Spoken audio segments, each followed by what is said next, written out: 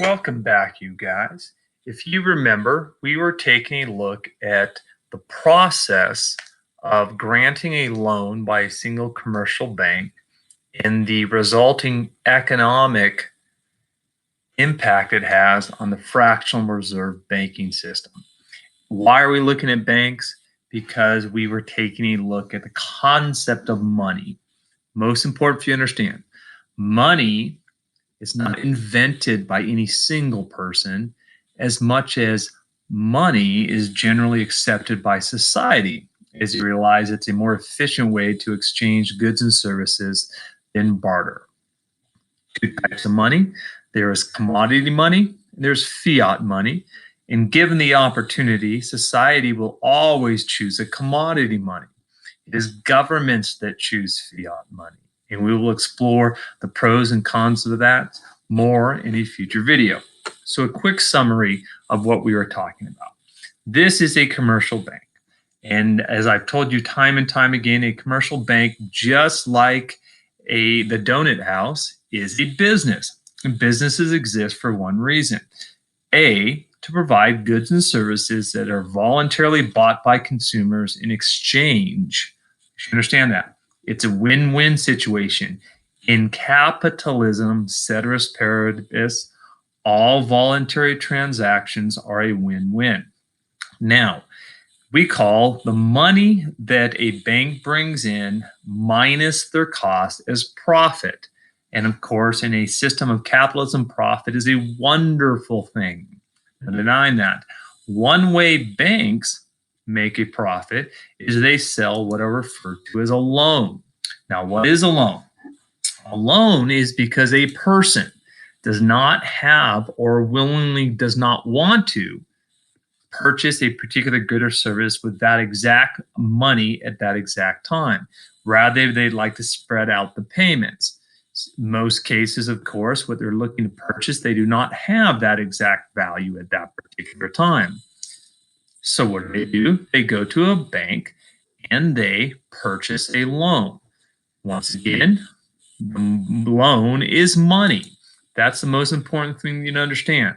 Money all of a sudden comes out of the bank, but from the previous lecture, you're aware the only way it got into the bank was that somebody had deposited. Now, the person who deposits it has the money, but also this person who buys a loan has the money.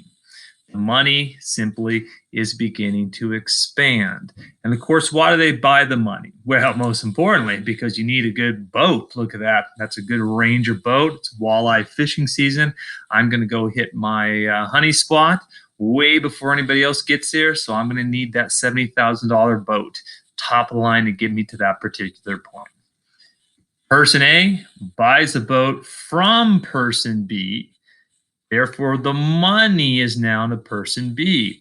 And what does person B do to their money? Well, they go all the way back, and in theory, some of it may go into the bank. And this process just keeps going and going and going. What I want you guys to see is that more and more banks are receiving deposits and giving loans out at this point in time. It doesn't matter where the bank is. That is not relevant to this story. Borders only matter for the concept of government, not the economy. Here we go. So the system of all the banks is called the fractional reserve banking system. A single bank can only sell as many loans as it has in excess reserves. But there's a ripple effect as all the loans work their way into the economy. The thing for you to understand is that the ripple effect simply means that there's more and there's more and there's more and there's more and there's more money floating out here. Let me get a good one. There we go. There's more and more money floating out in the overall economy. In this case, the money represents loans. Loans and loans and loans and loans and loans and money and money and money and people and people and people and goods and services, goods and services, goods and services. So today we're going to take a quick mathematical investigation into this theoretical concept, because As in mathematics, where 2 equals 10, therefore x equals 5, that doesn't necessarily mean that every single person will take out a loan. And it doesn't really mean that every single person will buy a good or service. And it also doesn't mean that every single person deposits money in the bank. So we're going to look at a theoretical ceteris paribus example. So here we go. Mathematics. Number one, if you remember from a previous class, when somebody had deposited $100 into a bank, there's a ripple effect, a multiplying effect, where the 100, suddenly the money supply became 500. But you and I, of course, know that this cannot possibly be true. 100 is not 500. The only way 100 could be 500 would maybe be through this. I do know from my wonderful elementary school teachers, actually it was my parents who taught me how to do mathematics and read, that's a different story, that 100 times 5 is 500. So the question you and I might have is, where does the 5 come from? Well, if I remember simply the rules of fractions, 5 is the product or the quotient of 1 divided by 1/5. So apparently 100 times 1 over 1/5 is 500 because 1 over 1/5 is 5.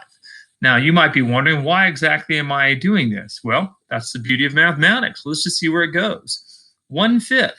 Whether I represent this particular ratio as a fraction or a decimal, it's not relevant. So I think I'm going to switch it to a decimal to clean it up. So what do I know? I know that this is a truth. Nothing is particularly wrong here mathematically. Those of you who are in college trigonometry, this is the joy of doing identities. Just the empowerment of realizing you can head off in different directions, yet maintain the equality at all times. But then, ding, ding, ding, ding, ding, this number looked familiar. If I remember from a previous class, this was what was referred to as the reserve ratio. All right. So what have I pretty much concluded? Number one, this 100 was the initial deposit. This right here apparently is the reserve ratio. And this was the overall money supply when the dust cleared after we have all the banks giving out loans and paying off loans and this, that, and whatever. I'm now talking about the entire banking system. That is an idea in economics that is called the monetary multiplier. Let me read this to you. The banking system magnifies any original excess reserves into a larger amount of newly created checkable deposit money. The maximum amount of new checkable deposit money that can be created by a single dollar of excess reserves given the value of the required reserve ratio. The monetary multiplier will always be 1 divided by the reserve ratio, as you can see in theory. 100 was multiplied, monetary multiplier, by 5. Where'd the 5 come? Because the reserve ratio was 20%. 1 divided by 20% expressed as a real number is 5. What are you and I to take from this, since this is an introduction to economics class? Well, first of all, mathematics. 1 divided by a larger denominator is smaller than 1 divided by a very small denominator. So when this number in the denominator is large, the overall fraction becomes smaller, which means the monetary multiplier is smaller. When this number in the denominator is small, the quotient itself becomes larger, which means the monetary multiplier is larger. So I guess somebody has the means of controlling the value of the multiplier by controlling the value of the reserve ratio. In summary, if the reserve ratio is high, that denominator is a large number, then the quotient is low. If the reserve ratio is low, then the money multiplier is going to be high. So, which branch of the government sets the reserve ratio, since we know that it's not your mother and father that sets the reserve ratio? In actuality, in a free market, each particular individual bank would set its own reserve ratio, and banks would compete for consumers, probably make that information available to the consumers. That, of course, is the regulatory impact of competition. Not the government, rather competition, when businesses have to do a better job to compete for this limited amount of consumers. So which branch of government sets reserve ratio? Number one, no branch of the government sets the reserve ratio. The reserve ratio is set by the Fed. As we discussed when we first introduced the Fed is not one of your three branches of government. The Fed is not in the Constitution of the United States of America. The founding fathers did not want paper money. They wanted a commodity money. But the founding fathers, I don't mean all founding fathers, there was some high degree of disagreement concerning the role of government and the concept of money. Historically, I remind you, this era of classical liberalism, it's referred to in the schools of economic thought, had a high influence on much of the perspective of those writers of the constitutions and those individuals and intellectuals involved in the intellectual framework of the United States of America. Let's go back to our class now. We discussed this idea called the business cycle, where apparently the economy expands, and it hits a high point, so to say. At times it contracts, it's a low point. At times it expands, it's a high point. We mentioned this in cost trigonometry. This is called a sinusoidal curve that we've rotated through rotation of the axes. Those who have not taken this class will have no idea what I'm talking about. That's okay. What I would like to point out to you is, despite the various expansions and recessions of the overall economy, the story of the United States of America over time has been one of real economic growth.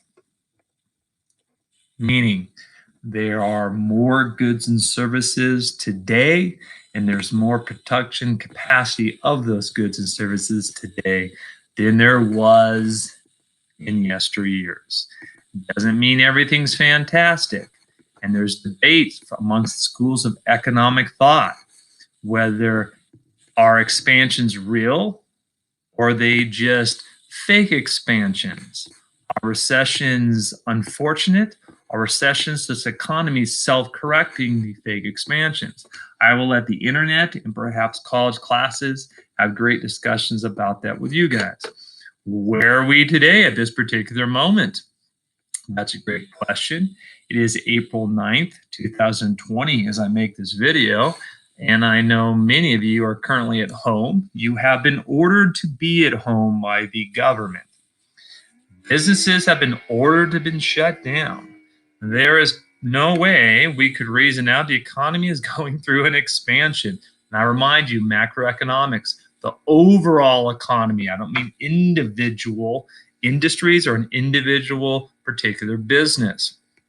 It seems that we are headed toward this. By definition, we are not in a recession. Recession is a very specific thing. Make sure you understand that. But all intents and purposes, it definitely looks like we're setting up the framework of a recessionary period. The overall economy. Take a look. This was the Dow. This was the Dow for such a long time for you guys. And all of a sudden that day hit. So I bring up, first of all, a name. John Maynard Keynes. For those of you who understand economic theory, this particular economist has been highly influential in economic policy. Economic policy is what those in the position of governments attempt to do to influence the economy. When the economy is going up, it seems that's great, except Maybe we're going to enter into an inflationary period. When the economy is going down, that's awful. Maybe what the economy needs is a little nudge. What is one sort of nudge? Well, just so happens these people, their sole objective is the business cycle. Their sole objective is to help stimulate the economy when they deem it necessary. One tool they have to do that is called the reserve ratio, the percentage of checkable deposits that every commercial bank must keep on hand, which influences a bank's lending ratio, meaning how many loans a bank can sell out. And in theory, what do loans do? Well, they bring profits to banks, which are great because now people are getting paid. And to the owners of capital, they're reaping a return. And of course, when people get paid, what do? They buy things. Well, how do those things get created? They're produced, land, labor, and capital, which means more people get paid. More people are getting paid and buying things. More people are taking out loans. Loans for what? Well, number one, to buy goods and services. Look how happy I am. Utility is derived from what? From this wonderful experience known as walleye fishing in Wyoming. No doubt about that. It involves other people. How did this happen? Well, it might have happened because the Fed manipulated the reserve ratio for a desired end. Maybe it was out of concern about there's too much money out there, inflation. Maybe there needs to be more money out there to kickstart the process of goods and services being bought. We'll explore more of this in a future class.